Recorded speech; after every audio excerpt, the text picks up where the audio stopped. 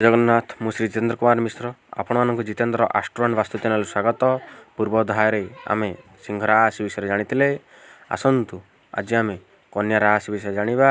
कन्या राशि जात व्यक्ति स्वभाव आचार व्यवहार किपरि होता है आसतु जाना। यही राशि जात व्यक्ति धीर गंभीर बुद्धि एवं नम्रगामी होता है। नम्रगामी है अत्यंत भल। नम्रंती फलिन वृक्ष नमंती गुणिन जना।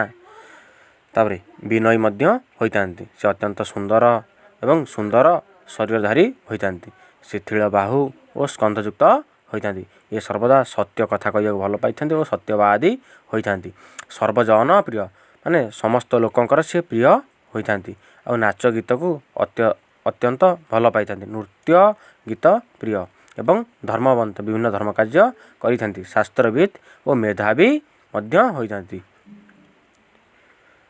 परधन भोगी एवं प्रियभाषी होता निजर कथा कहया शैली अन्य मानक बांधी रखि थांती एवं बंधु प्रिय मेलापी लोक होता भ्रमणशील सबुआड़े बुलवाई भल पाई अल्प संतानयुक्त और धन लालसा युक्ता होती असंभव कार्य को संभव करने गुण यही राशि व्यक्ति विशेष पार थाए।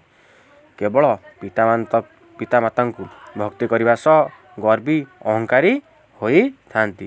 कन्या राशि अधिपति होती बुध। शुभ संख्या हूँ 2, 4, 5, 8। शुभ वार शुक्रवार रविवार। शुभ रंग नील सबुज।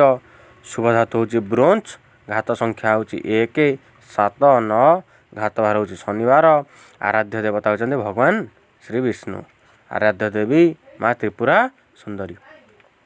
जदि भिडियोटी आपण मानक भल लगिला लाइक करंतु, शेयर करंतु, सब्सक्राइब करंतु एवं जदि किछि बुझी पारु नाहंती कमेंट माध्यरे बतांतु। आगामी दिन रे विभिन्न मेलक विचार विषय में वीडियो बनेइबी।